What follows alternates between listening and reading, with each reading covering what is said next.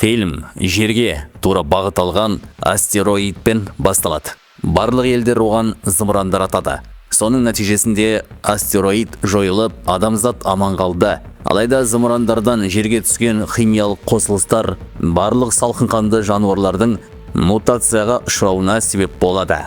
Олар адамдарды жей бастайды және адамдарды агрессивті, адам жегіш құбыжықтарға айналдырды. Соның салдарынан бір жылдың ішінде адамзаттың 95% қырылды. Тірі қалған адамдар жер астына тығылып, жер бетінен алыс өмір сүре бастайды. 7 жылдан кейін біз ата-анасы қайтыс болған соң, оны қамқорлығына алған топпен бірге колония деп аталатын бункерлердің бірінде тұратын Джоэл Доусонды көреміз. Джоэл колониядағы барлығыны тамақ дайындайды. Өйткені ол соғысуды білмейді, әрі қауіпті жағдайларда қатып қалып, қозғала алмай қалатын әдеті бар.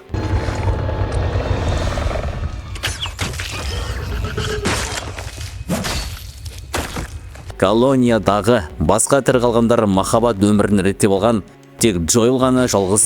Ол эвакуация кезінде өзінен бөлініп кеткен сүйіктісі Эймиді ойлайды. Қоштасар сәтте Джоэл Эймиге бір күні міндетті түрде табатынын уәде берген еді. Бір күні Джоэл шыдай алмай командасына Эймиді іздеуге аттанатын айтады. Олар Эймиді колониясы Дженнер жағажайында 85 миль қашықтықта екенін және ол жақта жету жолында тірі қалмауы мүмкін екенін ескертеді. Джоэл кетер алдында командасы оған карта мен арбалет береді және жер бетінде кез келген нәрсе оны жеуге тырысатынын, сондықтан шайқаспай қауіпті жағдайлардан қашу керегін айтады. Джоэл 7 жылдан кейін алғаш рет жер бетіне шығып, айналасына таңырқай қарайды. Картаға қарап батысқа қарай жолға шығады. Қаңырап бос қалған ауылдан өтіп бара жатып, ол алып құрбақамен кездеседі.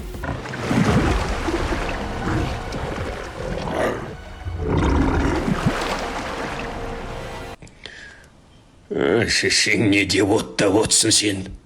Қашуға тырысқанымен құрбақа оған шабуыл жасайды. Құрбақа Джоэлді өзіне қарай тарта бастағанда кенеттен бір ит пайда болып, құрбақаны тістеп жібереді де Джоэлді босатып алады. Ит Джоэлді ескі көлікке бастап апарып, оны құтқарады. Джоэл иттің аты Бой екенін біліп, оны құтқарғаны үшін алғыс айтады.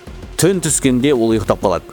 Таңертең Джоэл Боймен қоштасып, жолын жалғастырмақ болады. Бірақ Бой онымен бірге барғысы келеді. Ал Джоэл оған рұқсат береді. Бой бұрынғы иесінің киімінде ала барғысы келеді. Джоэл оны рюкзагына салып, екеуі бірге сапарларын жалғастырады. Жолда Джоэл жидек теріп жегісі келеді, бірақ Бой олардың ұл екенін ескертіп, ол жемей қояды. Кейін Джоэл құм құрты тәрізді Сент Гоблерс деп аталатын құбыжықтардың ұясына түсіп кетеді.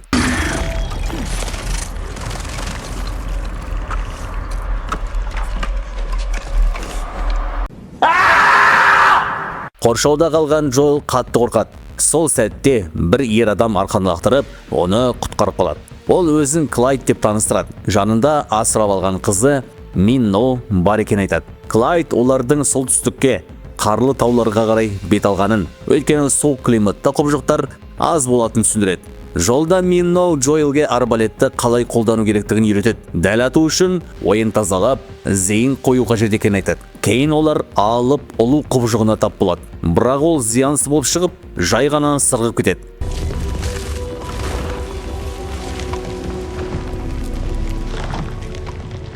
Чего ты?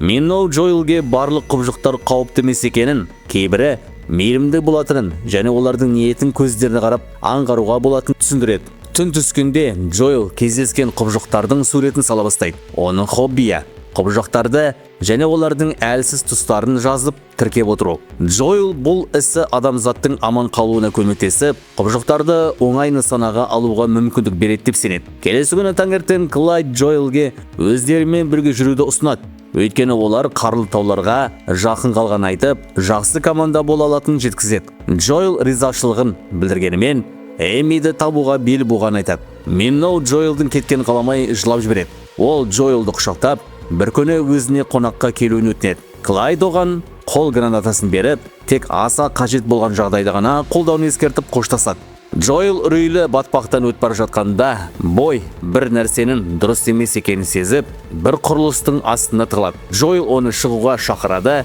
бірақ кенеттен алып қырғаяқ құбыжық пайда болып, құйрығымен шабуыл жасайды. Құбыжық Бойды орай бастайды. Сол сәтте Джоэл қатып қалып, кезінде көлікте қамалып қалған ата-анасын құтқармақ болғанын, бірақ алып құбыжық оларды жаншып кеткен еске түсіреді. Сол кезде де қорқыныштан қимылдамай қалған еді. Бұл жолы Боймен де солай болуын қаламай, орнынан атып тұрып, арбалетін алып, қырғаяққа атады да оны өлтіреді. Джоэл Боймен қайта қауышып, оны құтқара алғанына қуанады. Түнде жаңбыр жауа бастағанда ол қараусыз қалған мотельге тығылады. Онда аяқтары зақымдалып, көп жылдан бері сол жерде қалып қойған Мэвис есімді роботты кездестіреді. Мэвис Джоэлге сөнгеге дейін небәрі 50 минут қуаты қалғанын айтады.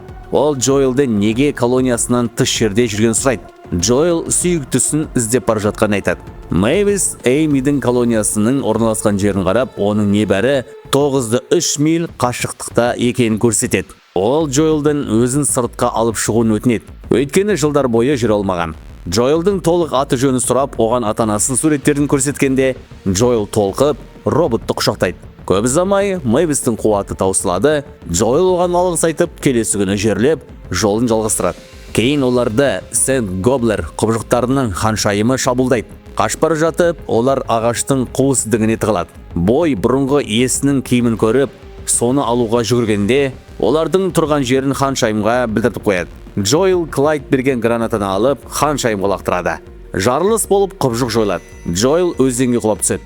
Арғы жағалауда Бой иесінің киімін тістеп тұрған көреді. Өзеннен шыққан соң денесіне жабыстық қалған улы сүріктерді байқап, оларды жұлып тастайды. Ашуға булыққан Джоэл Бойды кінәлап айқайлайды. Соның салдарынан Бой қашып кетеді. Удың әсерінен Джоэл елестеулер көріп, есінен танып қалады. Ол есінен танар алдында өзіне қарай бірдеңе жақындап келе жатқан көреді. Джоэл оянғанда Эймидің оны тауып алып, өз колониясына әкелгенін біледі. Эйми олардың колонияданың австралиялық яхта капитанымен бірге кеткелі жатқан айтады. Капитан оларды құтқаруға келген екен. Джоэл Эймидің колониясындағы адамдардың көбінің жасы үлкен екенін және Эймидің бәрінен қамқор болып жүргенін көреді. Ол яхта экипажының мүшелері Дана мен Роко мен сондай-ақ өзін Австралия әскери теңіз күштердің капитанымын деп таныстырған Брукс Уилкинсонмен танысады. Брукс ескі көрінетін яхтасын көрсетіп, кешке ұйымдастырылатын кешке Джоэлді шақырады. Эйми Джоэлге оны табу үшін 85 миль жүріп келгеніне ризашылығын білдіреді. Бірақ енді оған деген романтикалық сезімі жоқ екенін айтады. Өйткені ол өзіне өте қымбат адамнан айырылған. И год назад я тоже потеряла кое-кого, кто много значил для меня. Шешең не деп оттавотсың сен? Джоэлдің жүрегі жараланып, өзін ақымақ сезінеді. Эйми кешірім сұрап, олармен бірге кетуді ұсынады. Алайда Джоэл өз колониясына қайтқысы келетінін айтып, олармен байланысқа шығады. Колония мүшелері оның аман қалғаны қуанады. Бірақ бункерге құбыжықтар бірнеше рет кіріп кеткенін хабарлайды. Бұл Джоэлді алаңдатады. Ол қайтып келе жатқан айтады. Брукс Джоэлге жидектермен сыра жібереді. Джоэл күлгін түсті бір жидекті алып, оның улы екенін таниды. Ол Брукске күмәндана бастайды да, яхта экипажы туралы бәріне ескертуге асығады. Сыртқа шыққанда колония тұрғындарының бәрі уланған көреді. Ол Эймиге Брукске сенуге болмайтынын, оларға улы жидек берген айтады. Кенеттен Дана Джоэлді арт жағынан ұрып, оны есінен тандырады. Есін жиғанда бәрінің байлаулы жатқан көреді. Брукс Данаға олардың радио мұнарасын қиратуды бұйырады. Эйми жалбарынып тоқтатпақ болады. Бірақ Дана зеңбірекпен атып мұнараны қиратады. Сонда Брукс өзінің шын жоспарын ашады. Олар шын мәнінде қорғансыз колониялардан азық-түлікпен жанармай ұрлайтын қарақшылар екен. Брукс үстіндегі құрылғының түймесін басады. Сол сәтте жағажайға алып краб құбыжық шақырылады. Барлығы жан сауғалап қаша бастайды. Эйми өзін босатып, кейін Джоэлді де босатады. Эйми темір жақтауды алып, оқ атпақ болған Роконы бетпе-бет шабуылдап, қатты соққы береді. Джоэл темір таяқ ұстап алады. Краб құбыжық оған қарай ұмтылғанда, Джоэл таяқты пайдаланып, оны арқасына аударып түсіреді. Бірақ Брукс құрылғыны қайта басып, құбыжықты қайта тұрғызады. Осы кезде Эйми Данаға қарсы шайқасып жатады. Алайда Брукс шабуыл жасап, Эйми есінен танып қалады. Брукс экипажына кететінін айтып, азық-түліктерін қайыққа тиеп, қашып кетпек болады. Кенеттен Бой пайда болады. Джоэл оны көріп қатты қуанады. Ол Бойдан Эймиге көмектесуін сұрайды. Бой Эймидің бетін жалап, оның есіне жиғызады. Эйми Джоэлге зембірек береді. Сол кезде краб құбыжық Джоэлді қысқыштарымен қысып ұстап алады. Джоэл атуға дайындалады, бірақ дәл сол сәтте құбыжықтың көзіне қарап, оның жаман ниеті жоқ екенін сезеді. Джоэл крабтың Брукстың құрылғысына жалғанған шынжыр арқылы басқарылып тұрғанын түсінеді. Ол шынжырға оқ атып, оны үзіп жібереді. Нәтижесінде краб құбыжық босап шығады. Брукс енді оны басқара алмай қалады. Құбыжық Джоэлді жерге түсіріп, кек алу үшін Брукс пен оның яхтасына қарай ұмтылады. Краб Бруксты және оның екі серігін жеп қояды да, яхтаны толықтай қиратып суға батырады.